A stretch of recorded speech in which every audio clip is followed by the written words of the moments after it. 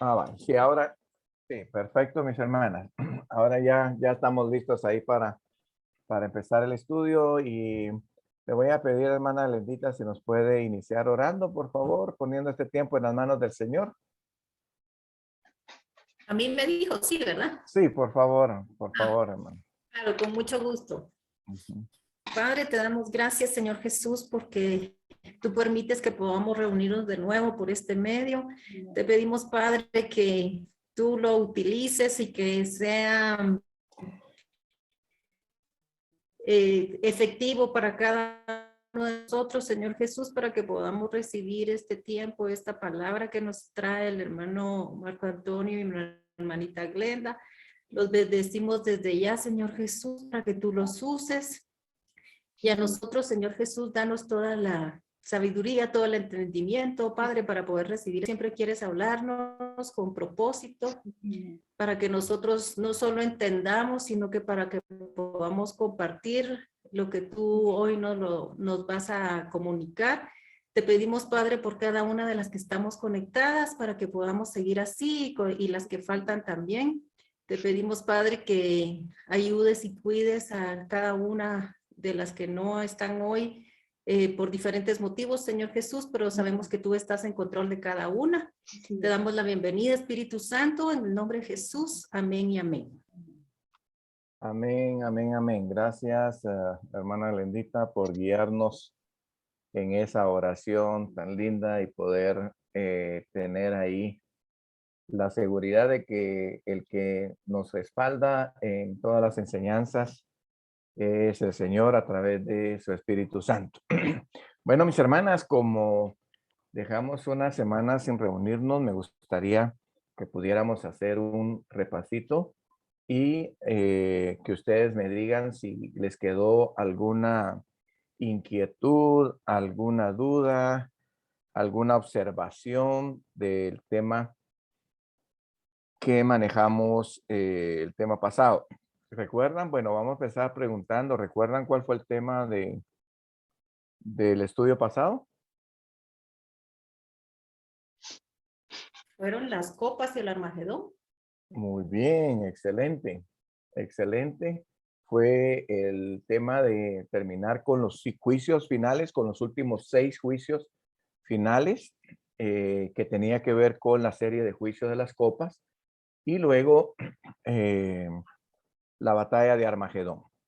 ¿Qué recuerdan de la batalla de Armagedón? Me gustaría que me pudieran compartir para saber qué fue lo que más les llamó la atención o lo que se les quedó de esa batalla de Armagedón.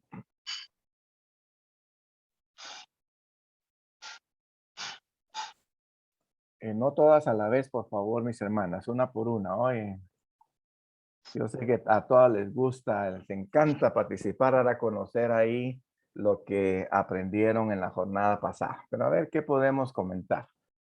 Anabelita, ¿has estado escuchando los estudios?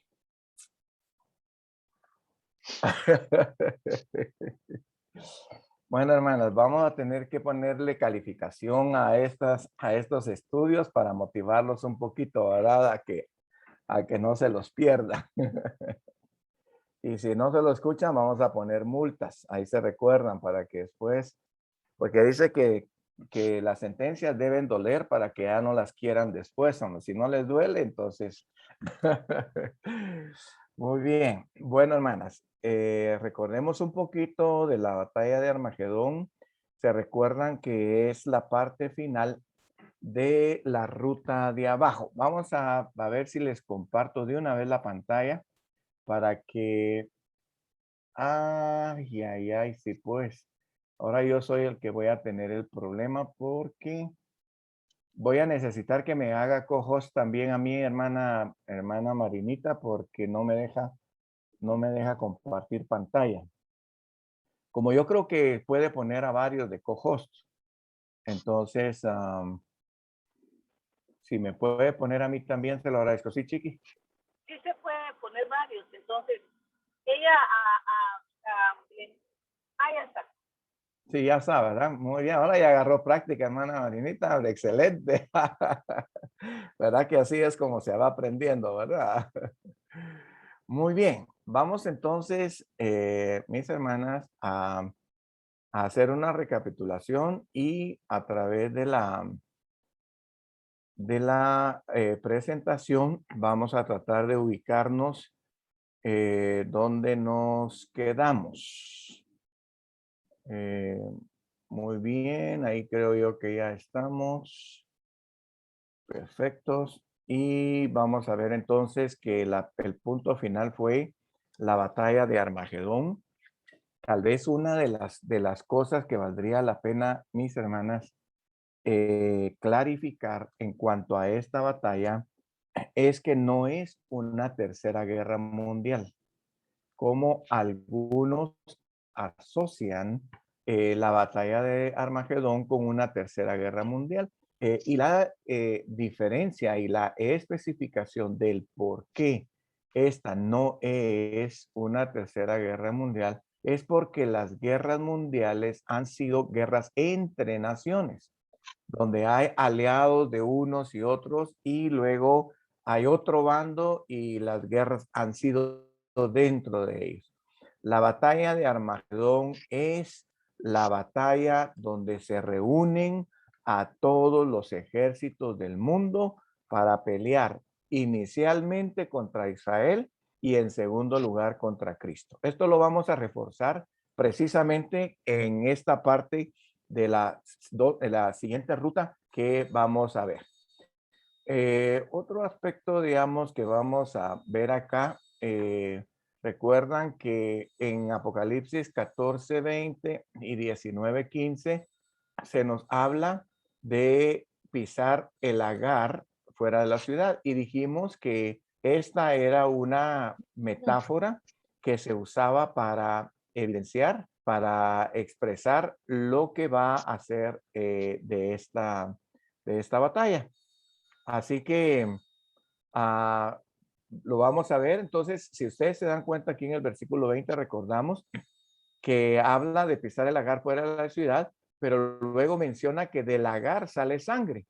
Eso significa que ahí ya hizo la aplicación de la metáfora del lagar para aplicarlo a que no es jugo de uvas lo que sale de un lagar, es sangre y presenta, se recuerdan, lo que vimos, algunas medidas hasta los frenos de los caballos de altura y 6,600 estadios de extensión. Recuerdan que hablamos de que dijimos que cada estadio tenía 180 metros, por lo tanto, cuando multiplicamos 1,600 estadios por 180 metros nos da 288,000 metros. Si esto lo dividimos dentro de 1,000 metros que tiene cada kilómetro, entonces nos da que la extensión del río de sangre que se va a formar en esa batalla será de 288 kilómetros de extensión por alrededor de 1,5 metros o 2 metros de altura, que sería, yo diría, algunos hicieron la observación que los caballos de guerra eran los caballos grandes, entonces sí era más factible que fuera alrededor de 2 metros de altura. Así que podríamos más o menos tener una imaginación de esta batalla y de lo que ahí va a ocurrir, de un río de sangre de 2 metros de altura por 288 kilómetros. Yo diría que de aquí para Shela tenemos 200 y caminamos un poco más para la frontera con México, más o menos por ahí estaría la extensión de todo lo que en esa batalla va a pasar, ¿verdad? Así que ahí prácticamente nos quedamos.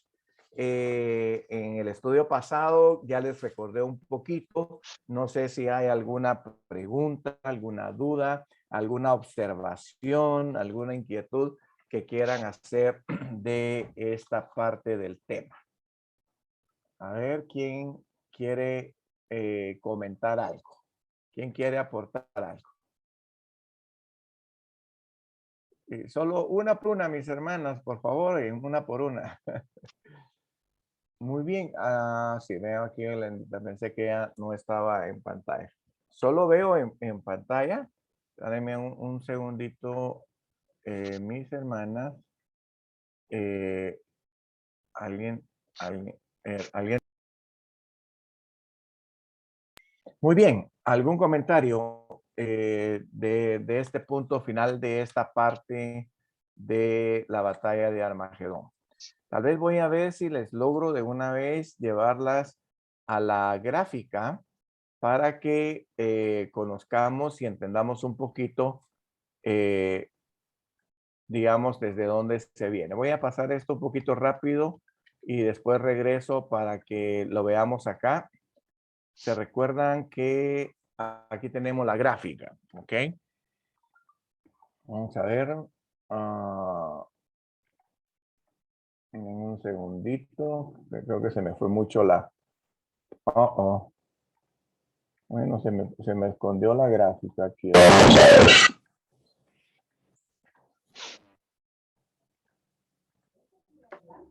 ver. Aquí está. Aquí está la gráfica. Bueno, sí, por supuesto que la tenía un poquito más adelante, pero la traje ahora porque estoy haciendo una recapitulación.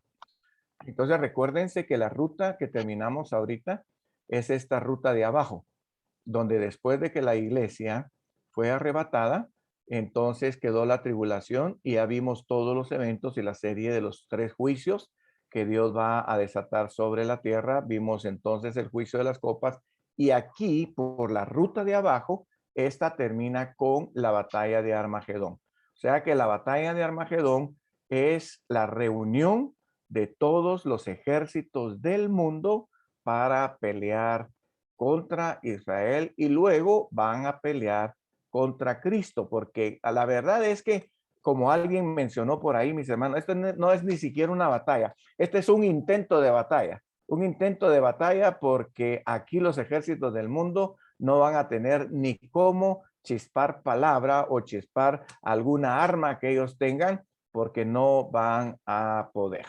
Así que ahora vamos a ver la ruta de arriba.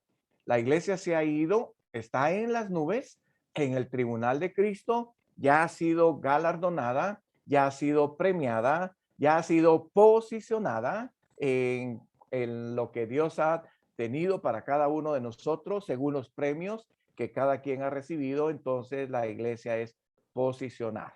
Y sobre este punto, entonces vamos a iniciar acá y lo voy a unir precisamente, mis hermanas, con los mismos textos con el que iniciamos la batalla de Armagedón, porque es un punto en común. Y vamos a ver aquí entonces en Mateo 24, 29 al 30, nos dice de la siguiente manera. Inmediatamente después de la tribulación de aquellos días, el sol se oscurecerá y la luna no dará su resplandor, y las estrellas caerán del cielo y las potencias de los cielos serán conmovidas.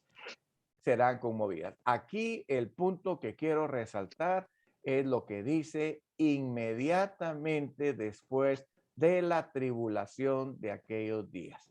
Eso significa, hermanas, que el evento que vamos o que vimos el estudio pasado de la batalla del Armagedón y el que vamos a ver hoy en la tarde de la segunda venida de Cristo, literalmente, es después de la tribulación.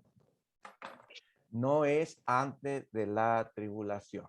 Y si ustedes recordarán, mencionamos también que a veces tal vez no se distingue bien los datos que tienen que ver con el arrebatamiento de la iglesia y los datos que tienen que ver ya con la venida exacta de Jesucristo. En el arrebatamiento de la iglesia, recuérdense que es una venida parcial, no es una venida total, porque Cristo no llega a la tierra.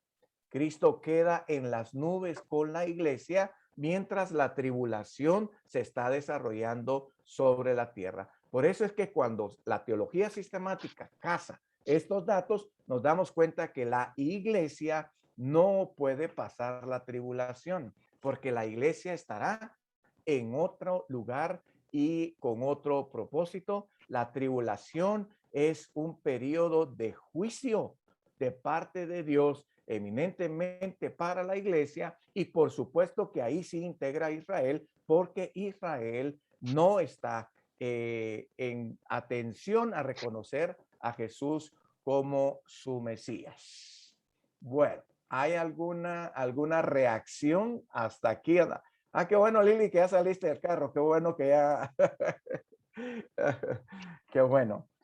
Muy bien. ¿Hay alguna reacción hasta aquí donde estamos uniendo estos puntos? ¿O va todo claro o va todo un poco oscuro? ¿Vamos bien? Hermano, habla Jenny. Lili, ¿cómo va tu comprensión? ¿Va bien? Sí, hermana Jenny. Sí, hermana Jenny. Hermana Jenny, diga. En esta guerra de Armagedón es cuando se menciona a los reyes, creo. Ay, perdón. No hay pena, De Gog y hermano. Magog. Eso es. Bueno, sí se menciona a los reyes, a los ejércitos del mundo, pero, hermana Jenny, el problema que tenemos con la mención de Gog y Magog es que sí algunos lo relacionan con esta batalla, pero Gog y Magog están mencionados en la batalla final, porque esta batalla del Armagedón todavía no es la última batalla. Todavía falta una batalla más al final del milenio, que por supuesto lo vamos a ver un poquito más adelante en los estudios que vienen. Entonces, sí, particularmente, hermana Jenny, algunos los mencionan y relacionan a Gog y Magog, pero no están, por lo menos en los textos donde están mencionados, no están relacionados con la batalla de Armagedón. Están relacionados más con la última batalla. Y ustedes saben que Gog, sí, gracias, hermana Shen. Y ustedes saben que Gog y Magog tiene que ver con Gog, que es el gobernante, y Magog, que es la ciudad, y que está relacionada básicamente en todo el lugar donde está Rusia y, por supuesto, los lugares de Rusia. Ahora, Rusia también tiene que ver, por supuesto, y todas las naciones del Medio Oriente que van a pelear contra Israel en la batalla de Armagedón, pero Gog y Magog están mencionados más en Apocalipsis capítulo 20, que cuando lleguemos ahí lo vamos a ver. Yo creo que en unas 2 clases más estaremos llegando ahí a ese punto, porque después de el tema de hoy vamos a estar trabajando el milenio, ¿verdad? El reino milenial de Cristo. Y después del reino milenial de Cristo vamos a trabajar el juicio del trono blanco. Cómo se va a dar ahí y nos vamos a dar cuenta que hasta ahí es donde va a aparecer esta batalla final. Pero espero, hermana Jenny, que de aquí para adelante, hermana Jenny, sí, que le pueda clarificar más ese punto de Gog y Magog. Oye. No, bien. Muy Gracias, bien. hermano. Con gusto, hermana Jenny. Muy bien, mis hermanas, como ustedes no quieren hablar mucho, vamos a avanzar. En el versículo 30, entonces, después de la tribulación, nos dice a nosotros el versículo 30, y como ustedes no quieren participar, yo las voy a poner a participar aquí. A ver, Lili, léeme el versículo 30, por favor, ahí de lo que tenemos en pantalla. Entonces aparecerá la señal del Hijo del Hombre en el cielo, y entonces lamentarán todas las tribus de la tierra, y verán al Hijo del Hombre viniendo sobre las nubes del cielo con poder y gran gloria. Amén. Gracias, Lili. Veamos cuál es la descripción que tenemos en este texto. Entonces aparece, dice la señal del Hijo del Hombre. Por supuesto que esta expresión Hijo del Hombre fue dado a Jesús, y prácticamente, mis hermanas, una de las cosas que es importante que entendamos cuando se habla del Hijo del Hombre es declarar que viene Jesús mismo. Algunas veces, mis hermanas, creemos que este tipo de eventos tienen que ver solamente con aspectos divinos, pero aquí es Jesús el que viene. La expresión Hijo del Hombre hace resaltar la humanidad de Jesús. Jesús no viene, digamos, solamente con su divinidad. Se recuerdan que en el libro de los Hechos, en el capítulo 1, cuando Jesús asciende, bajan 2 ángeles, 2 varones, y les dicen, este Jesús, así como ustedes lo están viendo irse, así vendrá, con las mismas características de humanidad. con las mismas características de cuerpo glorificado. Así que digámoslo así, lo que tenemos, por ejemplo, de capacidades sobrenaturales, no tienen que ver solamente con asuntos de espíritu o con asuntos de alma o con asuntos, digamos, meramente fuera de la humanidad. Aquí la humanidad va a cobrar características también sobrenaturales en un cuerpo glorificado, como lo estamos viendo con Jesús. Y ya vamos a ver la otra descripción, si él viene solo o con quién viene Jesús en este momento en que está llegando. El otro elemento, digamos, que quiero destacar aquí es en cuanto al propósito con que viene.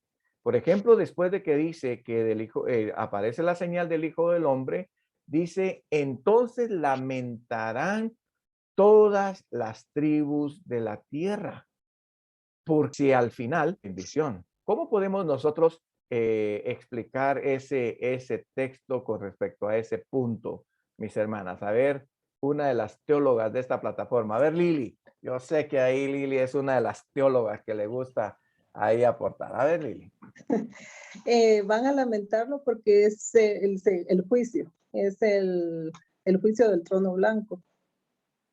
Ok, Lili, y particularmente, ¿quiénes son los que la van a lamentar, Lili? Porque no son todos los que van a lamentar la venida de Cristo, ¿verdad? ¿Quiénes son Fueron todos los particularmente? que rechazaron a Jesús, no los que fueron decapitados en la tribulación, ni los judíos, porque ellos ya fueron salvos, sino los que, a pesar de todo, seguían en la dureza del corazón.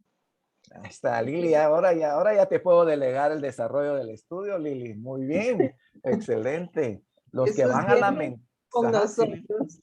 Ajá. Ah, pues bueno, ahora eso lo vamos a ver especificado. No te me adelantes, por favor, no te me adelantes, ¿ok? Eso lo vamos a ver ahorita en un ratito. Pero por supuesto, los que lamentan que Cristo vengan son todos los incrédulos, porque Cristo ya no viene como Salvador, Él viene como juez. Una de las cosas que tenemos que saber es que la segunda venida, en la final de la tribulación, Jesús viene como juez, no viene como Salvador. Como Salvador ya vino en su primera venida. Muy bien, vamos entonces bueno, luego tenemos aquí, lamentarán las tribus de la tierra, bien verán al Hijo del Hombre viniendo sobre las nubes del cielo, exponiendo, diría yo, su poder y su gloria. Por supuesto que el resplandor de su gloria, pues también se va a hacer manifiesto en este momento. Vamos a ver acá en la expresión, entramos ya entonces, mis hermanas, al capítulo 19. Nos habíamos quedado en el capítulo 16, que fue el final de la batalla de Armagedón. Recuérdense que el 18, el 17 tiene que ver con la gran ramera, el 18 tiene que ver con otro librito que está expuesto ahí, y el 19 entra ya con la venida propiamente de Cristo sobre la tierra. Hermana Delmi, ¿puede leerme esa diapositiva que tengo ahí en pantalla, por favor? Sí, con mucho gusto. Uh-huh. El Señor viene como guerrero a juzgar, pelear y reinar. Entonces vi el cielo abierto y he aquí un caballo blanco y el que lo montaba se llamaba Fiel y Verdadero y con justicia juzga y pelea. Muy bien, gracias, hermana Delmi. Aquí es donde sí vamos a retomar y vamos a tratar de profundizar un poquito más en este caballo. ¿Se recuerdan que este caballo fue mencionado cuando hablamos de la apertura de los 6 sellos? Que precisamente el primer sello entra, digamos, con otro jinete de caballo blanco. ¿Y cuáles fueron algunas de las características diferenciales que vimos de este caballo blanco que tenemos en el capítulo 19 con el caballo blanco que nos aparece, las características diferenciales que vimos de estos dos jinetes? A ver, hermana Mari, que está muy calladita. Usted al principio me engañó, hermana Mari, porque usted entró preguntando y entró hablando y hoy sí se me mantiene muy calladita. Hoy la voy a poner a participar ahí, No, hermana es Mari. que, mire, la verdad que esto está muy, muy bueno y entonces la memoria anda así, ¿verdad? Pero yo creo que una de las diferencias era que quien montaba como el segundo caballo blanco, que hablábamos que era Jesús, ¿no?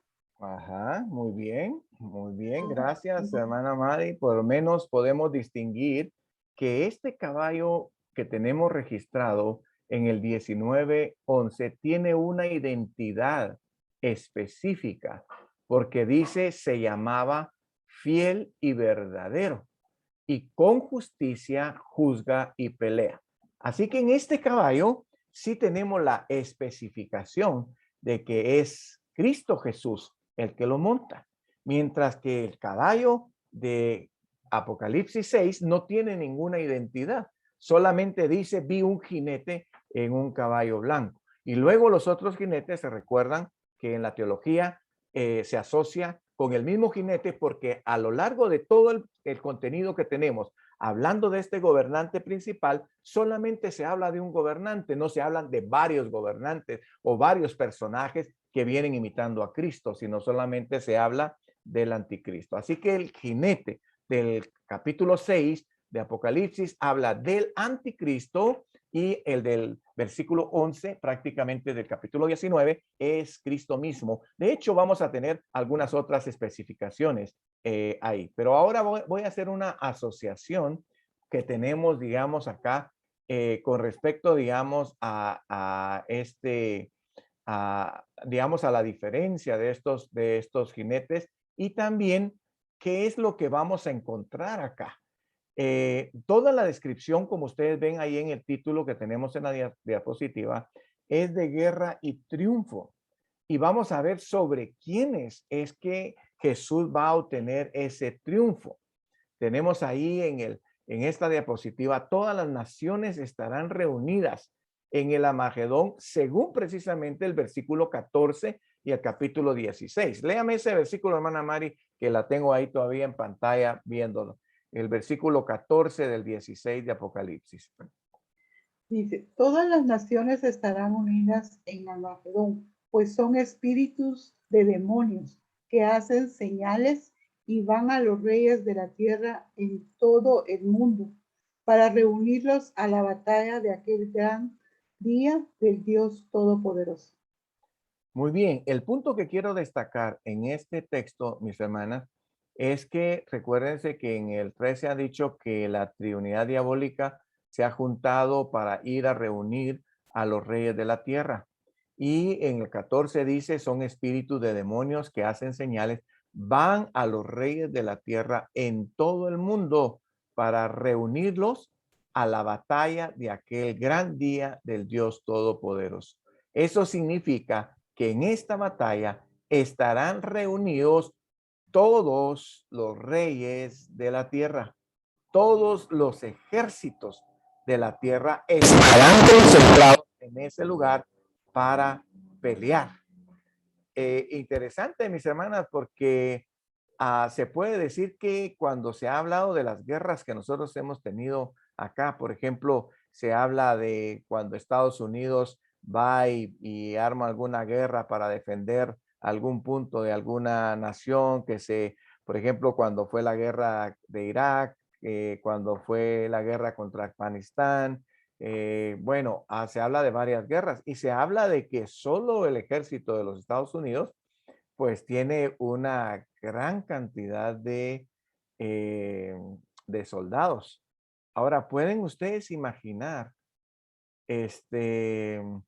los ejércitos de todo el mundo reunidos para pelear inicialmente contra Israel? Increíble, ¿no? O sea, el propósito, recuérdense que es que ellos lo que quieren es no dejar ni un solo judío vivo, porque el judío se convierte en la potencia de presión mundial. Todo el mundo está en contra de los judíos por su armamento bélico, por, digamos, su prepotencia, llamémoslo así. El judío ha sido un pueblo que ha sufrido tanto a lo largo de la historia que en este momento el judío no acepta a que nadie se le quiera imponer. Por eso es que todos sus enemigos de a su alrededor, los árabes, digamos, aún los que están un poquito más lejanos, los de los Medio Oriente, cuando hablan, por ejemplo, de querer atacar a Israel, Israel responde inmediatamente y de hecho, en nuestros días ha anunciado que ellos no están dispuestos a dejarse ya de derrotar por nada. Así que Israel, por supuesto, en nuestros días ha adoptado un poderío bélico bastante superior al del resto del mundo. Y muchos ellos son vendedores, distribuidores de armas, por ejemplo, particularmente a los Estados Unidos. Ustedes saben que Guatemala no se ha quedado fuera de esto porque Guatemala nuevamente fue la segunda nación que le dio su voto a Israel para lograr propósitos nacionales. En 1948 sirvió para que ellos se formaran como una nación. Y el de ahora, ustedes recuerdan que fue el que se le dio para que la capital fuera trasladada a Jerusalén y ya no en Tel Aviv, como lo tenía. Así que, por supuesto, Israel avanza en propósitos nacionales bélicos y eso, por supuesto, hace reaccionar al mundo contra Israel. ¿Hay algún comentario con respecto a estos puntos que hemos mencionado? Sí, hermana Mari. Pues yo ahorita viendo todo esto, cuando esto suceda, digo, ¿qué armas van a tener ellos? Ahorita estar desarrollando más armas, otros modelos, sistemas y todo, porque ellos también conocen de esto, ¿verdad? Entonces, están, digo yo, trabajando arduamente porque lo que tienen que combatir, ellos saben lo que les espera. Entonces, han de estar trabajando y haciendo armas que nosotros ni siquiera ni nos imaginamos, ¿verdad? Bueno, definitivamente, hermana Mari, hoy se invierte más en poderío bélico, más que en contrarrestar la pobreza o el hambre en el mundo entero. Y ustedes saben que eso pasa alrededor del mundo, incluyendo Guatemala, ¿verdad? Aunque Guatemala realmente es un punto insignificante en todo el mundo, hermanos, en cuanto a los ejércitos, digamos, del mundo. Yo, por ponerles algunos datos, ustedes se recuerdan cuando fue el conflicto entre Colombia y Venezuela. No sé si ustedes recuerdan. Y cuando estaba todavía Hugo Chávez como presidente, él dijo, yo voy a mandar varios, digamos, soldados a la frontera con Colombia. Manda 37,000, digamos, es el ejército digamos, de Venezuela. Solo Colombia tiene 98,000. Solo Colombia le doblaba el ejército, digamos, a Venezuela. No digamos que después dice Estados Unidos, yo le doy el apoyo a Colombia y vamos a mandar ahí algunos militares a la frontera con Venezuela. Esa guerra no fructificó porque, por supuesto, era ponerse, digamos, a pelear un niño con un gigante, ¿verdad? Ahí. Pero ahora, en este caso, están todos unidos para pelear contra uno solo. Entonces, eso nos puede ir dimensionando un poquito lo que puede haber. Y, por supuesto, hermana Mari, cada día están trabajando en, digamos, armamento bélico que sirva. De hecho, por eso es tan prohibido el armamento, ¿cómo se le llama a este armamento? Se me escapa ahorita la mención de este tipo de armas que son muy expansivas, que son fáciles con una de ellas de destruir una nación totalmente. Se me escapó ahorita el nombre, pero cuando me acuerde se los digo.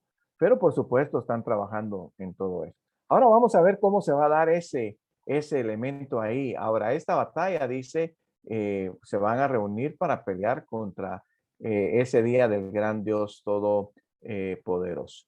Bueno, aquí entonces ya se cambia la pelea contra Israel. Me voy a avanzar un poquito. Recuérdense que esta gráfica yo la voy a mantener acá y sobre esta gráfica voy a estar sacando los textos bíblicos para que cualquier comentario que se haga tengamos clara esta gráfica cronológica de lo que realmente aquí se está dando. Aquí en la tierra va a estar reunido todos los ejércitos del mundo. Ahora miremos lo que va a pasar acá. Bueno, ya leímos aquí el 11, donde dice, vi el cielo abierto, un caballo blanco, se llamaba fiel y verdadero, con justicia juzga y pelea.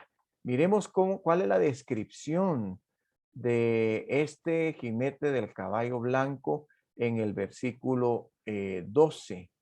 Miremos ahí cuál es la descripción. No te voy a poner a leer, Chiqui, porque tú vas manejando, ¿verdad? Te vas a ir a chocar y después me van a decir ahí que vas a ser responsable. A ver, Lili, léenos, por favor, este texto que tenemos ahí. Sus ojos eran como llamas de fuego y llevaba muchas coronas en la cabeza. Tenía escrito un nombre que nadie entendía excepto él mismo. Muy bien, aquí seguimos con otros detalles de la descripción de este jinete. Además de que se llama fiel y verdadero, aquí dice que sus ojos eran como llamas de fuego. Esta descripción, mis hermanas, ustedes pueden leer el capítulo 1 de Apocalipsis cuando Juan relata la descripción de Jesús, que Jesús es precisamente el que da toda el apoyo, el respaldo, digamos, de todo lo que va a haber en todo lo que se relata en Apocalipsis. Y precisamente la descripción que se hace de Jesús. Aquí no lo tengo en pantalla, pero me voy a ir a ver si alguno tiene ahí su Biblia, también puede ir y ver, digamos, alguna descripción que tenemos similar en cuanto a que esto es Cristo. Vamos a ver aquí, por ejemplo, déjenme ver acá. Ok. Bueno, aquí en el versículo 13, del 12 en adelante, del 12 en adelante dice, cuando me di vuelta para ver quién me hablaba, vi 7 candelabros de oro y de pie en medio de los candelabros había alguien semejante al Hijo del Hombre. Aquí volvemos otra vez a encontrar esta expresión precisamente asignada a Jesús. Luego dice, vestía una túnica larga con una banda de oro que cruzaba el pecho. La cabeza y el pecho eran blancos como lana, tan blancos como la nieve, y los ojos eran como llamas de fuego. O sea, aquí ya se hace la descripción de Jesús y es exactamente la descripción que Juan está haciendo en el capítulo 19. O sea que aquí no hay vuelta de hoja, mis hermanas, de que el jinete del caballo blanco del capítulo 19 es precisamente Jesús. Y luego habla de muchas coronas cuando no asigna un número. Eso quiere decir que son incontables, ¿verdad? Y un nombre que nadie podía definitivamente descifrar. Miremos ahí, hay otra descripción bien específica en este versículo 13. Hermana Delmi, por favor, léame el versículo 13 que tenemos ahí. Estaba vestido de una ropa teñida en sangre y su nombre es el Verbo de Dios. Muy bien, gracias, hermana Delmi. Parece ser que aquí, ok. Ahora sí, ya regresé acá. Muy bien. Tenemos otra descripción de su identidad. Una ropa teñida en sangre, por supuesto, hace alusión a la crucifixión de Cristo, donde él, al ir con la ropa vestida en sangre, lleva prácticamente como su credencial que a él lo faculta para tener y llegar con la autoridad que él llega. Recuérdense, mis hermanas, que en la cruz, Jesús, en la cruz y todo lo que sucede después de la cruz, aún su resurrección y su ascensión, son una proclama de victoria. completamente, digamos, no solamente sobre aspectos meramente humanos, sino que es una victoria total sobre las autoridades y sobre los poderes existentes de toda la creación. No es ni siquiera de todo el mundo terrenal, sino de todo el mundo existente. Es Jesús quien tiene y que toma esa victoria. Aún sobre la muerte, recuérdense que el poder mencionado como el poder mayor de todos es la muerte, que ni siquiera la persona más diestra en milicia puede derrotar la muerte. Aquí, por ejemplo, en Guatemala nosotros tenemos los famosos caiviles, ¿verdad? Que son famosos en todo el mundo porque tienen un entrenamiento bastante fuerte. Y cualquiera podría decir, bueno, un caibil puede estar entrenado para hacerle frente a todas las circunstancias, pero nadie está entrenado para hacerle frente a la muerte. Y entonces cuando Jesús resucita, porque en el capítulo 15 de Primera de Corintios, Pablo describe toda la resurrección de Cristo en el capítulo 15.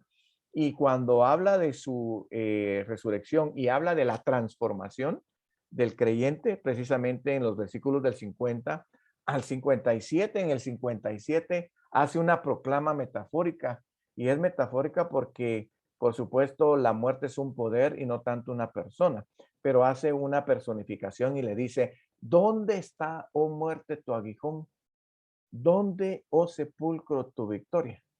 O sea, Jesús obteniendo la victoria sobre la misma muerte, ¿verdad? Por eso es que él dice que él puede poner su vida y la vuelve a tomar. Y en la resurrección, pues es un poder que ya no tiene poder, digamos, sobre Jesús y tampoco sobre todos aquellos que van a resucitar con cuerpo glorificado. La muerte ya no tiene potestad sobre ellos. Y los refiero sobre tercera persona porque por supuesto nosotros todavía no estamos muertos. Pues si estuviéramos muertos estaríamos viviendo un día, vamos a resucitar y la muerte no tendrá más poder sobre ninguna persona. ¿Estamos claros ahí con ese punto? ¿Algún comentario? ¿Alguna observación que tengamos? Se puede hacer también ahí. Muy bien, vamos entonces a el otro elemento que quiero que tomemos en cuenta ahí es que su nombre es el Verbo de Dios. Y se recuerdan que ese nombre también está mencionado por Juan en su evangelio. A ver quién puede hacer esa relación de este nombre, de esta identidad. ¿Quién puede hacer una buena relación el Verbo de Dios a quien se le está asignando? Su micrófono, hermana Mari. No, él solo decía que el verbo de Dios se hizo carne. Exactamente. Juan ya lo ha descrito en su evangelio. En el principio era el verbo era con Dios, el verbo era Dios. Y luego dice en el versículo 14, y el verbo se hizo carne y habitó entre nosotros. Así que ¿de quién está hablando cuando se habla del verbo? Y recuerden, otra tal vez sea una aclaración, es que Reina Valera la traduce como verbo, pero realmente el término griego, mis hermanos, es logos. Y el término griego logos traduce primariamente como palabra. Y tal vez, digamos, Reina Valera lo traduce como verbo porque quiere darle una designación de no una palabra muerta, sino una palabra viva. Porque de hecho ustedes saben que en nuestra gramática el verbo es el que expresa la acción. Esa es una de las referencias que nos enseñan a nosotros cuando estamos viendo gramática, ¿verdad? Sujeto, verbo y predicado. Bueno, el verbo siempre es el que designa la acción. Y entonces de ahí viene toda la conjugación de los verbos, hablaba, miraba, pensaba, todo lo que genere acción, ese es un verbo. Entonces aquí lo que tenemos es que es una palabra viva. Y esto se los clarifico porque algunos en el tema, por ejemplo, se menciona el otro término que se habla de palabra que es rema. Ustedes recordarán que dice, es que este es un rema, una palabra viva, una palabra acción. Y algunos dicen, no, el rema de Cristo. aduciendo de que el logos es una palabra muerta. Pero el logos, mis hermanos, no es palabra muerta. El logos es palabra viva, ¿verdad? Que es lo que básicamente tenemos ahí. Así que cuando habla acá en esto de que es el verbo de Dios, pues está hablando y asociándolo definitivamente con Jesucristo y no con nadie más. ¿Vamos claros hasta aquí? ¿Sí? ¿Algún comentario? Están calladitas, las dejo pensando. A veces digo yo creo que alguna de ustedes estarán diciendo, ¿será que esto es así o no será así, verdad? Muy bien, vamos entonces, miremos el versículo 14. Miren, aquí hay una designación buenísima y aquí les voy a pedir que los que tengan su dispositivo para chequear y para revisar, les voy a pedir que lo tengan, digamos, ahí a la mano para que podamos chequear algo que yo quiero que chequeemos aquí en este texto. Veamos el 14. Hermana Sheni, ¿quiere leernos este versículo 14, por favor, de Apocalipsis 19? Claro que sí. Ujú. Dice, y los ejércitos celestiales, vestidos de lino finísimo, blanco y limpio, le seguían en caballos blancos. Interesante, mis hermanas, porque aquí en este texto tenemos entonces que Cristo no desciende a la tierra solo, ¿cierto? ¿Quiénes vienen con él? Dice que los ejércitos celestiales y hace una especificación, vestidos de lino finísimo, blanco y limpio, le seguían en caballos blancos. Pregunta, ¿quiénes son este ejército que viene con Jesús a la tierra? A ver qué opinión les merece a ustedes de este ejército. Yo, por supuesto, he escuchado muchas enseñanzas y asignaciones a este ejército celestial. A ver, ¿qué comentario tiene alguna de ustedes? ¿Qué ha oído alguna de ustedes sobre los ejércitos celestiales que acompañan a Jesús en su venida? ¿Cuáles son algunas opciones que tenemos? A ver, Hermano, hermana Sheni. mire, yo lo que he oído y siempre dicen es que como en el arrebatamiento, pues ahí sí que nos vamos todos los de Cristo, todos los muertos que resucitamos, ¿verdad? Va. Entonces yo pienso, y acuérdense que nosotros somos, actualmente somos la novia. Ajá, Entonces ya en las bodas del Cordero, ya somos la esposa. ajá. Y yo he oído que dice que los que hemos resucitado y lo que nos hemos ido con él, tanto en resurrecciones como en el rapto, regresan con Cristo a la tierra. Entonces seríamos nosotros, pienso yo. Ok, hermana Sheni, muy bien. Usted ya es parte de esta mesa teológica, hermana Sheni, hoy. Gracias. Es que muy bien, gracias, hermana Sheni. Perfecto, definitivamente. Voy a únicamente ampliar un poquito el argumento que hermana Sheni nos ha dado. Y se lo menciono porque algunos, por la descripción que tenemos ahí de la expresión ejércitos celestiales, algunos asignan a los ejércitos angelicales para designar que son ángeles los que vienen con Jesús. Pero yo quiero poner ahí, me voy a compinchar con hermana Sheni y vamos a ver si logramos asignarle esta posición a alguien más. Lo que tenemos aquí es que estos ejércitos tienen la descripción de que están vestidos de lino finísimo, blanco y limpio. Vamos a descubrir a quiénes se les ha dado esa vestidura. Algunos mencionan, es que son los ángeles, pero me gustaría ya que fuéramos Apocalipsis 19. Si ustedes tienen sus dispositivos ahí a la mano, mis hermanos, veamos desde el versículo 6, 19 del 6 al 8. ¿Qué es lo que nos dice? Apocalipsis 19 del 6 al 8, y estamos en el mismo contexto, no nos movimos lejos del capítulo 19, estamos aquí en esta descripción del ejército celestial en el versículo 14, y yo los estoy haciendo únicamente que regresen al versículo 6 y 8 del mismo capítulo, así que estamos en el mismo contexto. Vean lo que dice.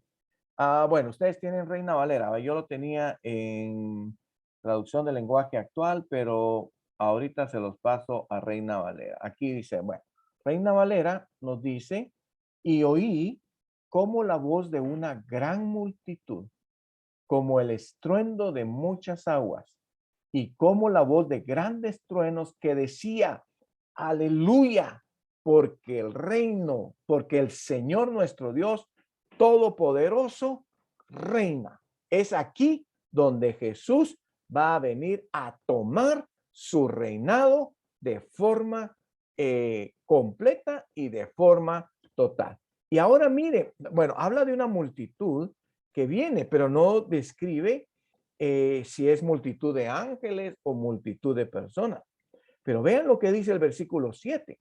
Gocémonos y alegrémonos y démosle gloria, porque han llegado, ¿qué cosa?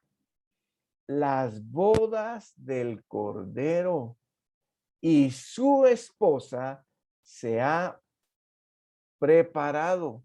¿Quién es la esposa de Cristo? Si ya en ese sustento y en ese respaldo tenemos amplitud de argumento de que la esposa es la iglesia. Ahora, aunque recuérdense que he comentado también que no solo nosotros somos la esposa. ¿Quién más es la esposa? A ver, Lili. Israel. Israel, cabe duda que te has debido toda la enseñanza, ¿verdad, Lili? Lo tienes todo bien fresquito, ¿verdad? Muy bien. Israel también es la esposa. Ya más adelante, cuando lleguemos casi al final de este tema, les voy a presentar los textos argumentativos en cuanto a esto. Pero aquí, por lo menos en este pasaje, está hablando de la iglesia. No está hablando de Israel porque Israel todavía no se ha unido. La iglesia sí, digamos, a estas bodas del Cordero. Entonces dice, su esposa se ha preparado. Y miren el versículo 8. Versículo 8, ¿qué nos dice? A ella se le ha concedido que se vista de lino fino, limpio y resplandeciente, porque el lino fino es las acciones justas de los santos.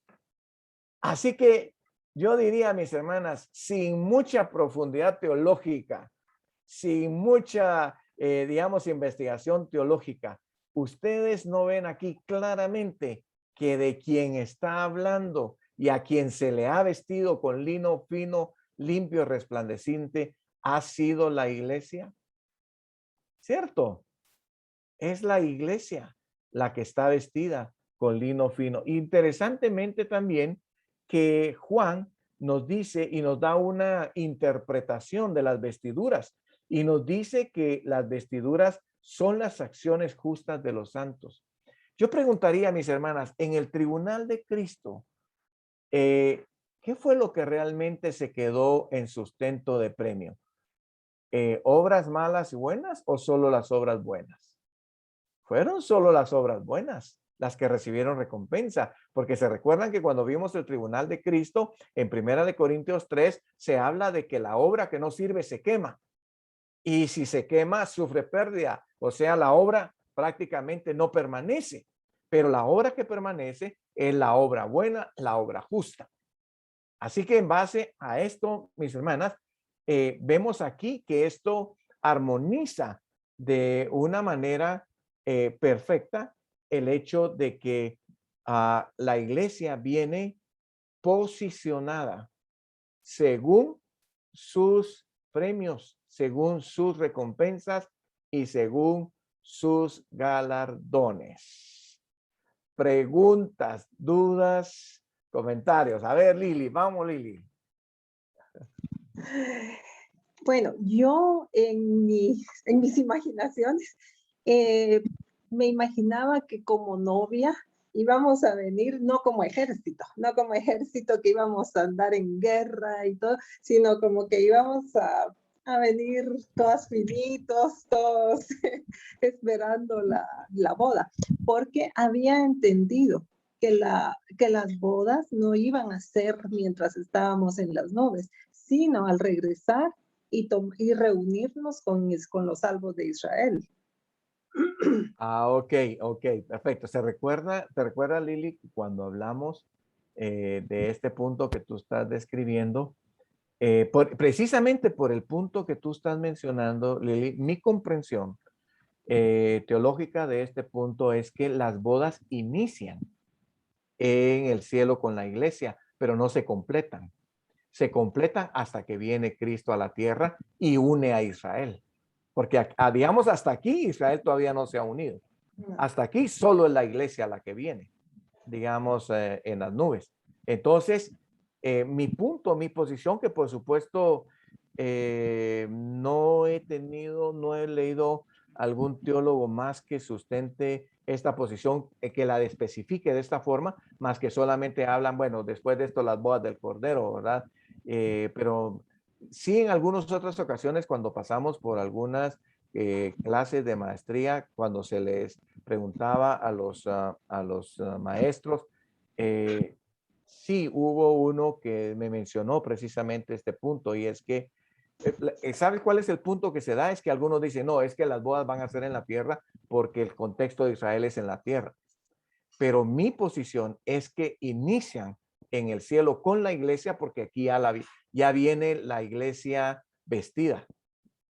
Ya viene la iglesia vestida. Eso significa que las bodas del Cordero iniciaron, digamos, arriba, pero no se han completado porque Israel no se une. Entonces, mi posición, Lili, en este caso es que sí inician en el cielo después del tribunal de Cristo, pero no se, digamos, la iglesia viene en celebración. Aunque digamos el contexto de batalla y de guerra, Lili nos da otro concepto, pero miremos ahorita cómo vamos a terminar con estos textos y tal vez nos clarifica un poquito la imaginación de cómo podría darse este escenario que tenemos aquí. Y solo una preguntita más. Las bodas, por supuesto, serían después de Armagedón. Sí, correcto. Después de Armagedón, porque en Armagedón es donde ya se aplica la justicia de Cristo, como lo vamos a ver ahorita en los textos inmediatos que tenemos de esto. Yo diría que después del periodo de limpieza que vamos a ver más adelantito, ya en la entrada al reino, ahí se completa la celebración de la iglesia con Cristo, pero también Israel y los salvos del antiguo, los salvos de la tribulación. Yo diría que entran a las bodas como los invitados, porque recuérdense que, digamos, en las bodas que se nos presentan con Israel, en Mateo capítulo 25 hay un invitado, que no es parte de la iglesia, pero sí, digamos, personas que se adhieren a la celebración, que no son ni iglesia, ni son Israel. Yo diría que ahí entran los salvos de la tribulación. Así que, sí, dime, vamos. Ahí, claro. Hoy, pues, está bien, me gusta, porque ahí eso enriquece el... Sí. En Israel, por supuesto, son millones de personas que están distribuidas en todo el mundo y en Israel mismo. Pero de todos ellos, solo 144,000 van a ser salvos. Ese es otro punto aclarativo. Lili. Recuérdate que los 144,000 son siervos, no son los únicos salvos. Porque recuérdate que en la mitad de la tribulación se menciona de que cuando entra el último gentil salvo, todo Israel será salvo. ¿Te recuerdas de ese punto en Romanos capítulo 11, versículo 26? Entonces ahí sí todo Israel como nación es salvo. Pues los 144,000 no son solamente los salvos, sino son los siervos, los que van a estar para apoyar a todo Israel salvo en la tribulación. ¿Sí? Te logré clarificar el punto, Lili. Sí. Sí. Muy bien. Bueno, interesante, mis hermanas. Pues ya vieron que enriquece el que ustedes comenten, el que ustedes pregunten y el que hagan sus observaciones hacen que haya contenido que tenga que explicarse. Mana Sheni, ¿va a mencionar algo? ¿Cómo lo supo? Ah, está que se dé cuenta que tengo un sexto sentido que aunque no la veo en cámara, por ahí siento las vibras, hermana Sheni. Le iba a decir yo al respecto de lo que usted decía, que en el tiempo en que están los 144,000 acá, ya no hay ningún gentil, por decirlo así, predicando la palabra. Quienes hablan del reino de Dios es ya los 144,000. Correcto. Ya nadie más. Eso es correcto. ¿Verdad? Ese es el trabajo de ellos. Sí, definitivamente ese es el trabajo de ellos. Servir, predicar, enseñar, sustentar a Israel, porque ya todo el gentil que está en la segunda parte ya es un gentil sellado. Ya es un pues gentil perdido. Ya no hay gentiles salvos. Ya no hay gentiles salvos. Ya no hay gentiles salvos. Ya, gracias. Ok, gracias, hermana Sheni. Bueno, mis hermanas, muy bien, me alegra. Gracias por sus participaciones, porque eso también enriquece. Entonces, ya tenemos clarificado quién es el ejército que viene en caballos blancos con Cristo. Es la iglesia. ¿A ustedes les gusta montar a caballo, mis hermanas? Si a algunas no les gusta montar bueno, ahí les van a disfrutar, ¿verdad? Porque dice que el ejército viene precisamente en caballos blancos, ¿verdad? Ahí. Posiblemente a algunos no nos gustan los caballos, pero ahí sí vamos a disfrutar andar a caballo. Oye. Muy bien. Por ahí nos hicieron una pregunta también y nos dice, ¿será que en el cielo van a haber animales? Dice, nos pregunta alguien por ahí que ama mucho. Ah, yo creo que tú, Lili, fuiste, ¿verdad? La que se van a ver precisamente. Y te recuerdas que comentamos el hecho, bueno, de que definitivamente es la creación del Señor, posiblemente haya. Y el argumento de que se van a ver es que venimos en caballos, ¿verdad? Venimos en caballos blancos, ¿verdad? Muy bien. Bueno, mis hermanas, vamos a ir avanzando en el siguiente texto que tenemos ahí del... bueno, ok. Déjenme ver aquí. Sí, creo que aquí se nos había atrasado un poquito. Muy bien, aquí nos quedamos en que vienen entonces con vestidos de lino finísimo blanco y con caballos blancos que les seguían. Versículo 15.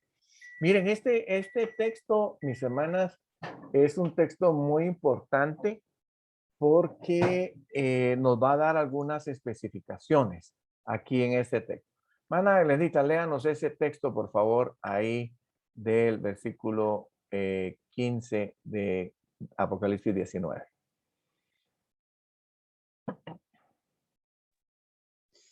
Dice, de su boca sale una espada aguda para herir con ella a las naciones, y él las regirá con vara de hierro, y él pisa el lagar del vino, del furor y de la ira de Dios Todopoderoso. Ay, ay, ay. Es que esto es lo que a veces ya no nos da mucha, tal vez, imaginación de celebración, Lili. Yo creo que este texto, precisamente porque es una batalla, pero vamos a ver si logramos situar bien la imaginación de lo que dice este texto. Gracias, Lindita. Vamos a ver primero acá. De su boca sale una espada aguda. La pregunta, ¿de la boca de quién? ¿De la boca de quién? A ver, Lili. Está hablando de Cristo, ¿no? De Cristo, claro. Muy bien, excelente. Entonces, desde la boca de Cristo que sale la espada. Luego dice para herir con ellas a las naciones. Aquí es a todas las naciones. Él las rige con vara de hierro, o sea, eso significa que él viene a ejecutar su justicia, que es Cristo solo el que ejecuta, digamos, su justicia. Y luego dice que él, que es Cristo también, pisa el lagar del vino del furor y de la ira del Dios Todopoderoso. Si ustedes se dan cuenta, mis hermanas, en la comprensión de este texto, tenemos aquí que quien realiza toda la acción de justicia es Cristo. Nosotros aquí no hemos tenido ninguna participación, digamos, en la ejecución de su justicia. Yo diría, mis hermanas, a ver si lo logramos completar o complementar con una celebración. Por ejemplo, a los que nos gusta algún deporte, digamos, si el equipo está ganando y va ahí sobreponiéndose al contrincante, ¿cómo estamos todos los fanáticos o las porras? ¿En qué situación estamos? ¡Bravo! ¡Vamos! Y así estamos como haciendo ovaciones por lo que el equipo está haciendo.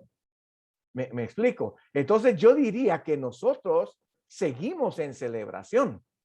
O sea, nosotros venimos con Cristo en ovaciones a la victoria de Cristo, en ovaciones a que Cristo es el que está ejecutando su justicia. Y aunque el escenario de los enemigos de Cristo no es un escenario de celebración, no obstante, nosotros como iglesia que seguimos a Cristo, sí estamos en celebración por el triunfo que Cristo está realizando sobre las naciones y sobre sus ejércitos. ¿Algún comentario de este punto, de esta aportación, mis hermanas? A ver quién me puede enriquecer un poquito más esta comprensión, esta imaginación, este escenario que tenemos ahí. Me hago explicar, Lili, en cuanto al hecho de que nosotros sí podemos estar en celebración y aunque el escenario de los enemigos no es de celebración, para nosotros nuestro escenario sí es de celebración, porque es Cristo el que está teniendo el triunfo. Ahí es casi que si nos situamos, digamos, como en una posición femenina, nuestro esposo está teniendo la victoria, por ejemplo. A ustedes les cabe muy bien, ¿verdad? A nosotros los varones como que no nos cabe muy bien esa expresión. Nuestro esposo es el que está teniendo la victoria. Entonces estoy en celebración, aunque el contexto del enemigo no es de celebración. ¿Estamos? ¿Algún comentario? ¿Alguna observación? Aquí con la plataforma de Chiqui, aunque la pagaste ahí, yo no sé si todavía van en carro, no van en carro. Anabelita, aunque no estás ahí en una sola pantalla, puedes comentar también. Hemos extrañado ahí tus participaciones, Anabelita. Así que, bueno, ¿algún otro comentario? Mana Delmi, ¿cómo vea este escenario?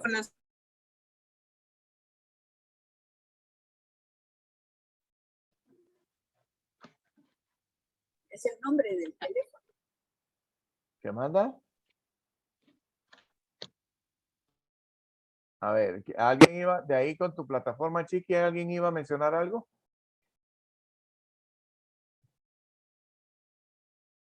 Muy bien, como no sabemos si están pudiendo o no están pudiendo, pues vamos entonces. ¿Amana Delmi iba a mencionar algo?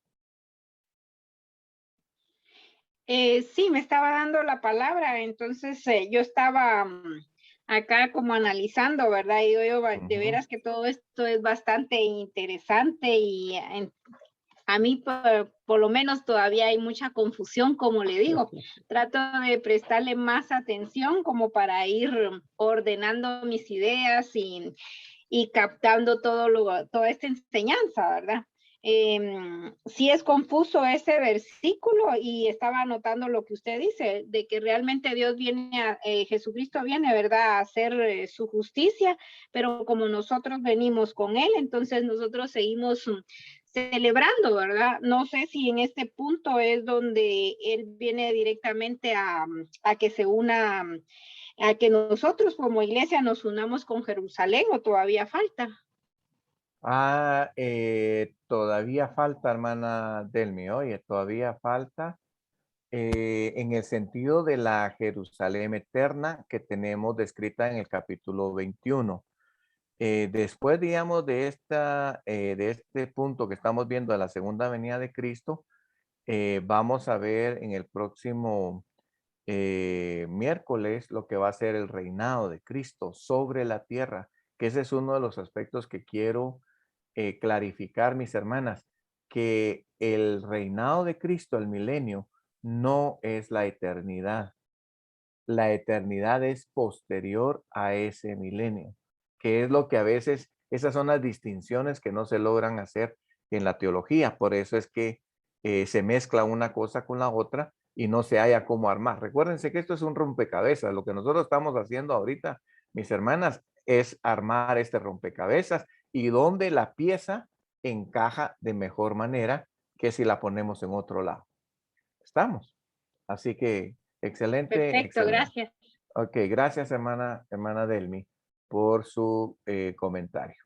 Muy bien, miremos entonces el otro elemento que quiero que antes de salir del texto del versículo 15 es que a veces nos preguntamos cómo es eso que de la boca de Cristo sale una espada aguda. Por supuesto que esa es una metáfora que se está hablando y algunos hemos llegado a la conclusión, mis hermanas, que la metáfora de una espada aguda que sale de la boca de Cristo es su misma palabra.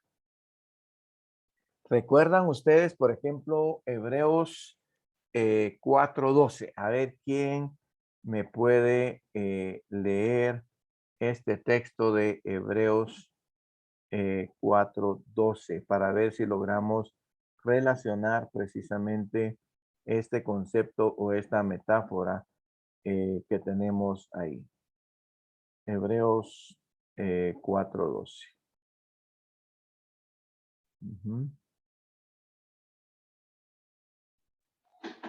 Lo tengo por acá.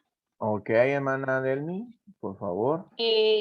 Dice así, porque la palabra de Dios es viva y eficaz y más cortante que toda espada de dos filos y penetra hasta partir el alma y el espíritu, las coyunturas y los tuétanos, y discierne los pensamientos y las intenciones del corazón. Ok, gracias, hermana Delmi. Lo que quiero hacer en relación a este texto es que se usa la misma metáfora, hablando y refiriéndose a la palabra de Dios. Dice que la palabra de Dios es viva y eficaz, más cortante que toda espada de doble filo. La metáfora es la misma, solo que se le está asignando a la palabra de Dios. Entonces yo diría, mis hermanas, que el juicio Jesús lo ejecuta con su sola palabra. ¿Cómo realmente podríamos asignarle los detalles?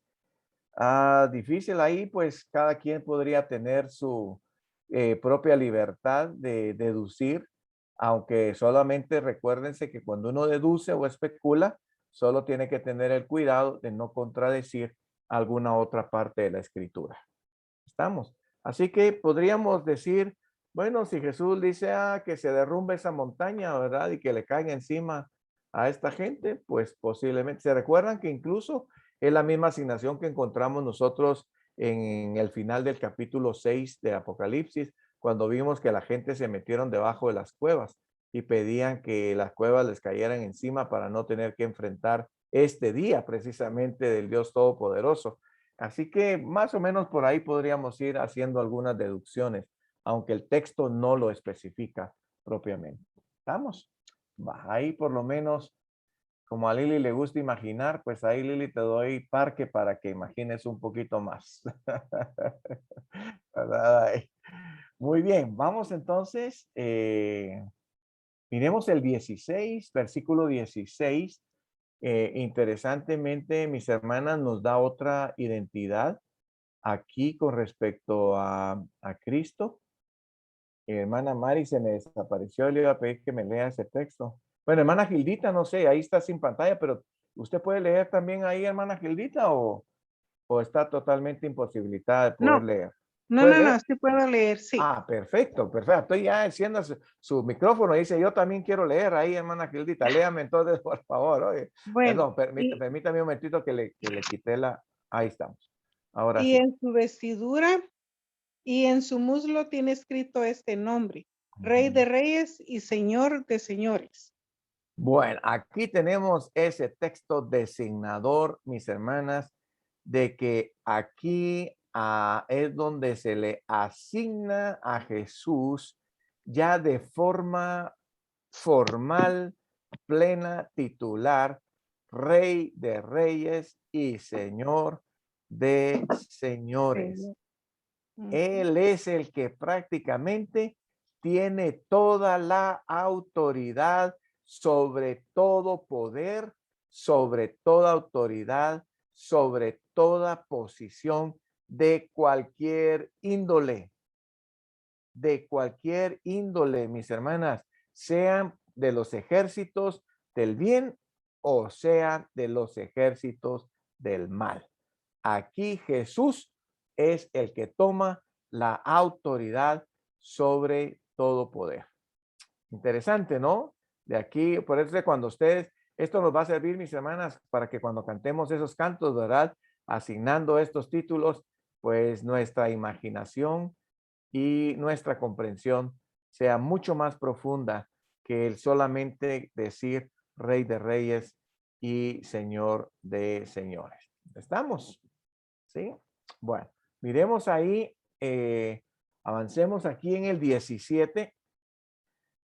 Nos dice ya aquí en el 17, vi a un ángel que estaba en pie en el sol, clamó a gran voz diciendo a todas las aves que vuelan en medio del cielo, venid y congregados a la gran cena de Dios. Miren en qué momento se hace este anuncio, esta proclama o esta invitación, como querramos asignarla. Después de que Jesús ha hecho justicia sobre todas las naciones y sobre todos sus ejércitos. Recuérdense que hay una matanza donde el río de sangre llega al freno de los caballos por una extensión de aquí a México, en lo que está pasando ahí. Así que esta invitación de la gran cena, que digamos de esa invitación que se tiene aquí de la gran cena, tiene que ver con el aspecto de las aves de rapiña. ¿Se recuerdan que mencionamos esto en la vez pasada también? Las aves de rapiña, que es las que Juan conoce acá, para ser las que se encarguen de la limpieza de todo el muerterío, diríamos nosotros por ahí, ¿verdad? Que va a haber. Yo no sé, aquí nos inventamos términos, hermanos, ya que la lengua española no los tiene, nosotros los asignamos. Todo ese muerterío que va a haber ahí en esa batalla de Armagedón. Bueno, interesante también, miremos quiénes son los que vimos también en esta batalla, versículo 18, donde dice, para que comáis carnes de reyes, capitanes, carnes de fuertes, carnes de caballos, de sus jinetes y carnes de todos. A ver, ¿quién recuerda qué explicación le dimos a esta última parte que dice, carnes de libres, esclavos, pequeños y grandes? Perdón, perdón, mis hermanos. Vamos a ver aquí. Perdón que también un segundito que se me salió la pantalla. Aquí estamos. Muy bien. Tenemos aquí entonces, ¿cuál fue la explicación que dimos precisamente acá? En la parte final, libres, esclavos, pequeños y grandes. ¿Quién recuerda a qué se está refiriendo con este tipo de personas que tenemos acá? A ver. Hermana Sheni, ¿qué se recuerda a usted que explicamos aquí? Yo sé que usted está pensando ahí, alguna vibra me lo está diciendo, hermana Sheni. O hermana Gildita, también estoy viendo ahí que tiene su pantalla ahí especificada. ¿Se recuerdan lo que comentamos? ¿A qué se refiere pequeños y grandes? ¿A qué se refiere? A ver, Lili, muy bien. A los grandes personajes, a la gente sin ningún puesto, a la gente sencilla, no es que sean pequeños de estatura ni pequeños de edad, sino que están en diferentes posiciones en la tierra, reyes, simples ciudadanos, jefes, poderosos, obreros. Muy bien, gracias Lili. Entonces la descripción de grandes tendrá que ver con la gente de renombre y la descripción de pequeños, la gente que no tiene un renombre, ¿verdad? Una gente común y corriente, pero que sencillamente ha rechazado a Jesús y ha rechazado su obra salvífica en la cruz del Calvario. Muy bien, excelente. Así que entonces, las aves de rapiña, en otro contexto nos habla de las bestias del campo, son las que se encargarán de limpiar la tierra de todo ese muerterío que habrá ahí. Y por supuesto que cuando hablamos de mayores especificaciones, pues sí tenemos el argumento para mencionar definitivamente que esto es lo que va a suceder. Muy bien. Miremos en el versículo 19. Perdón, vamos a ver. Sí. Muy bien, vea el versículo 19. ¿Quién me quiere leer ahí el versículo 19? Ahí. Vamos a ver, hermana Mari, léame ese versículo 19 ahí, por favor.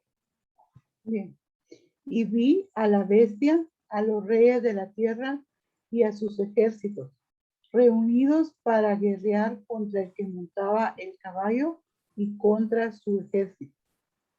Muy bien, gracias, hermana Mari. Aquí ya prácticamente Juan se está acercando a que en esta batalla de Armagedón, al final de la tribulación, va a haber una sentencia contra dos líderes principales de lo que ha sido el gobierno del mal. Uno de ellos es la bestia, ¿verdad? Que tenemos aquí escrita, vía la bestia. ¿Recuerdan ustedes a quién se le asigna ese título de bestia? ¿A quiénes se le asigna? Se le asigna al anticristo y al falso profeta. Porque se recuerdan que en el capítulo 13 de Apocalipsis es donde se describen las dos bestias, ¿verdad? Una que sale del mar y otra que sale de la tierra. Así que a la bestia que se menciona aquí en este versículo se refiere básicamente al anticristo. Y por supuesto a los reyes de la tierra, sus ejércitos. Aquí todavía Juan hace una descripción de la posición que tenemos en cuanto al jinete del caballo blanco contra su ejército, que ya está plenamente identificado por las descripciones que Juan hace en los textos anteriores. Y miremos entonces, ya acercándonos a la parte final de esta descripción del capítulo 19, ¿qué pasa con esta bestia y el falso profeta que tenemos ahí asignado? Muy bien, hermana Gildita, ¿quiere leérnoslo, por favor? Con mucho gusto.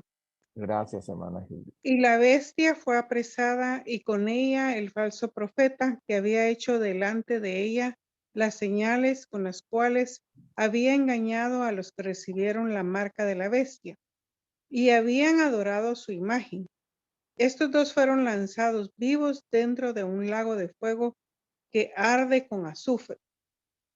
Muy bien, gracias, hermana Gildita. Aquí entonces tenemos la especificación de que la bestia y el falso profeta que habían hecho estas señales, dice que fueron lanzados vivos dentro de un fuego que arde con azufre. Yo lo tengo, les voy a ocultar el texto para que veamos la gráfica.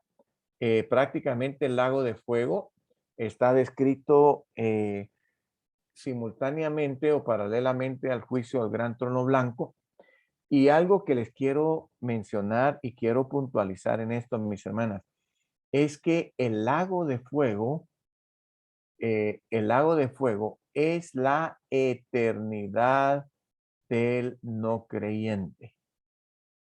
El lago de fuego es la eternidad de los enemigos de Dios. Así que cuando la bestia y el falso profeta son lanzados al lago de fuego, están designados ya a una eternidad condenatoria, eterna. ¿Me hago explicar en este punto? Hay una clarificación. La otra clarificación que quiero hacer, creo que ya lo habíamos mencionado acá, es que en este momento el lago de fuego está siendo estrenado. Porque en el lago de fuego, en este momento, no hay nadie. Los primeros que son lanzados al lago de fuego es la bestia y el falso profeta, o sea, el anticristo y su asistente personal ahí. La palabra, para hacer una distinción, mis hermanas, que cuando se habla de Hades, no se habla de infierno propiamente, no se habla del lago de fuego, es porque la palabra que designa como lago de fuego y azufre es la palabra Gehenna. Es la palabra Gehenna, no es la palabra Hades. ¿Estamos? ¿Alguna pregunta en cuanto a este punto? Mis hermanas, estamos clarificados que el lago de fuego es el estado eterno del no creyente. ¿Sí? Muy bien. Y Lili, ¿estás pidiendo la palabra? ¿Sí?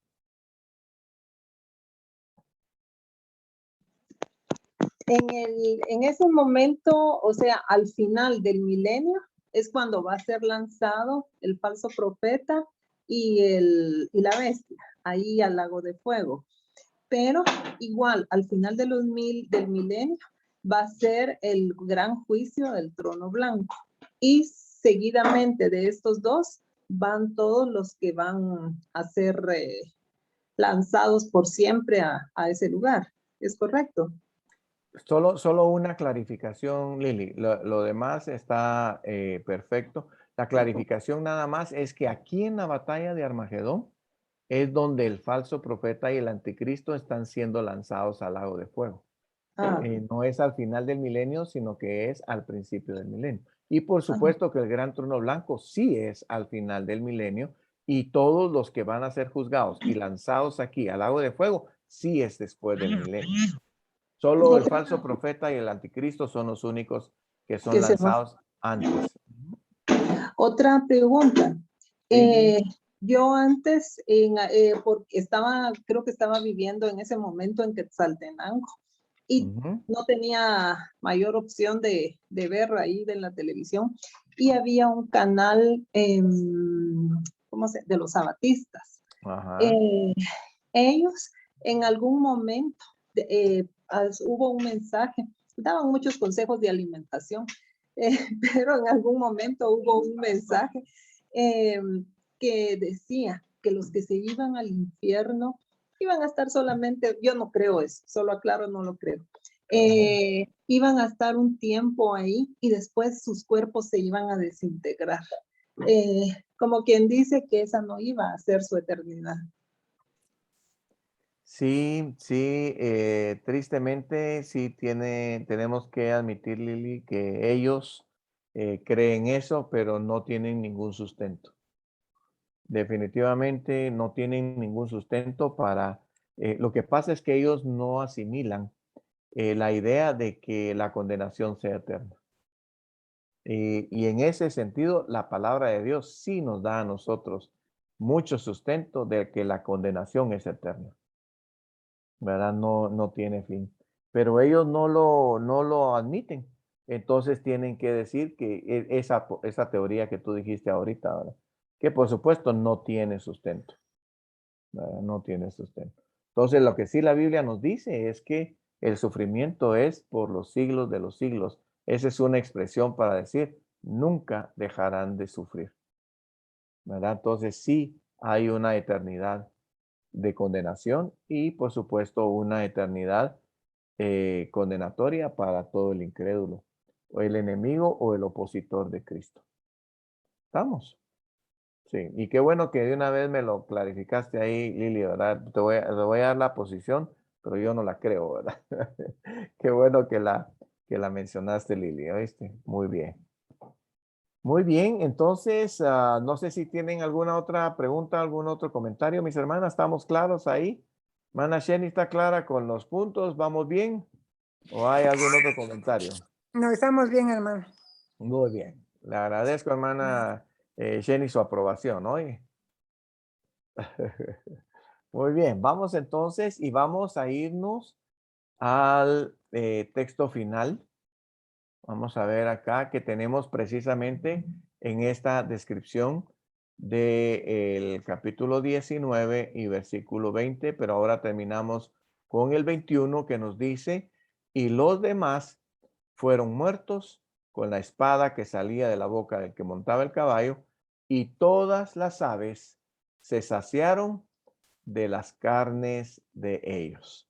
Así que aquí Juan termina precisamente anunciando, mis hermanas, de que pues la venida de Cristo va a terminar precisamente con este juicio que tenemos acá de parte de Cristo contra todos sus enemigos.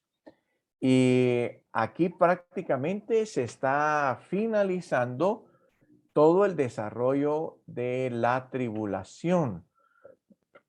Prácticamente recuérdense que acá voy a esconder el texto para que retomemos la gráfica y aquí prácticamente estamos exactamente en este punto final, tanto de la tribulación como de el tribunal de Cristo que ha estado en las nubes mientras la tribulación se desarrolla en la tierra y nos damos cuenta acá que entonces la venida de Cristo es la que une estas dos rutas para seguir una sola, nuevamente ya solo sobre la tierra, que va a tener que ver con el reino milenial como es conocido o los 1000 años también como son conocidos y que vamos a ver en qué consiste ese reino milenial. ¿Les gustaría a usted saber en qué consiste ese reino milenial y el tribunal de Cristo? Va, entonces no se vaya a perder la conexión del próximo miércoles porque ahí vamos a entrar en el próximo miércoles, hablando del reinado de Cristo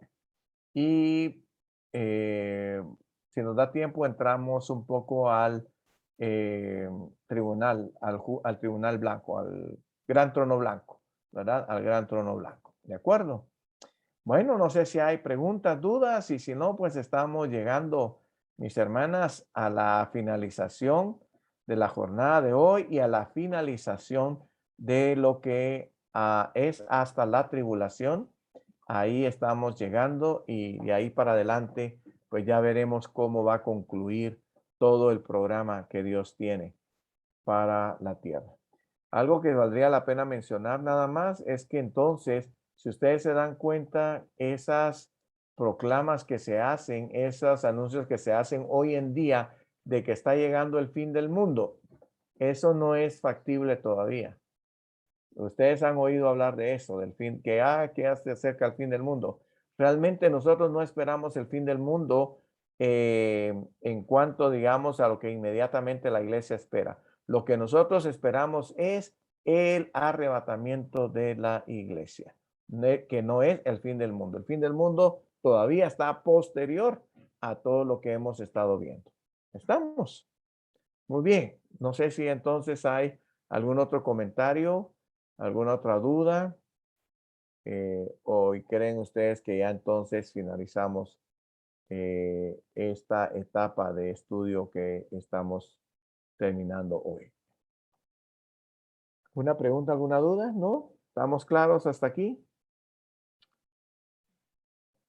Bueno, entonces vamos a orar, mis hermanas. Espero que todo haya quedado clarificado en cuanto a todos los eventos y que todo lo que hemos llevado hasta aquí, pues por lo menos ya tienen una noción. Tal vez no lo han memorizado todo, pero ya tienen una noción de todo lo que es la cronología del programa de Dios. Por eso es que, mis hermanas, debemos de saber que a Dios no lo agarra nada por sorpresa, porque ya todo está fríamente calculado, como era el Chapulín el que decía, ¿verdad? Eso como amigo de Dios, dice que Dios fue el que se lo dijo, a todo está fríamente calculado. Bueno, vamos entonces a terminar, mis hermanas, dándole gracias al Señor por hasta donde vamos, y ya nos queda poquito prácticamente para ir terminando este tema. Hermana Delmi, ¿quiere despedirnos en oración, por favor, esta tarde? Está bien, gracias. Padre, gracias te damos una vez más por estar aquí reunidos esta tarde, Señor, aprendiendo cada día más de tu palabra. Gracias por la vida, Señor, de hermano Tony, de hermana Glendita, de cada uno, Señor, de los que integramos este grupo de estudio, por los que estamos presentes, Señor, y los que no pudieron porque de alguna manera se excusaron. Bendecimos sus vidas, Señor, y te pedimos, Padres, que tomes control de cada situación en cada uno de ellos. Te pido, Señor, que cada miércoles que nos reunamos, Señor, que mandes la sabiduría de lo alto para poder saber, Señor, aprender cada día de tu palabra, y que ese discernimiento, Señor, nos ayude a esclarecer las dudas que cada una de nosotros tenemos y por las cuales hemos querido tomar este estudio para ir aprendiendo cada día más. Te pido, mi Dios, que así como estuviste al inicio con cada uno de nosotros, nos despidas en paz, en armonía, y que continuemos, Señor, con esa hambre y con esa sed de aprender cada día más de tu palabra. Bendecimos todo lo que hoy se hizo, bendecimos cada una de nuestras vidas, y te pedimos que te quedes con nosotros en el nombre de tu Hijo amado Jesucristo. Amén. Amén, amén, amén. Gracias, hermana Delmi, por terminarnos ahí en oración. Y bueno, mis hermanas, pues gloria al Señor. Vamos avanzando en las jornadas y espero que el otro miércoles nos conectemos con el mismo deseo de seguir avanzando en lo que todavía nos queda por avanzar. ¿De acuerdo? Dios me las bendiga, que tengan una tarde bendecida y les mando un gran abrazo ahí en el nombre de Jesús. Dios me las bendiga. Gracias, igualmente para Bendiciones a todos. todos. Buenas Amén. tardes, saludos. Saludos, saludos. Bendiciones, mis hermanas. Bendiciones. Ah.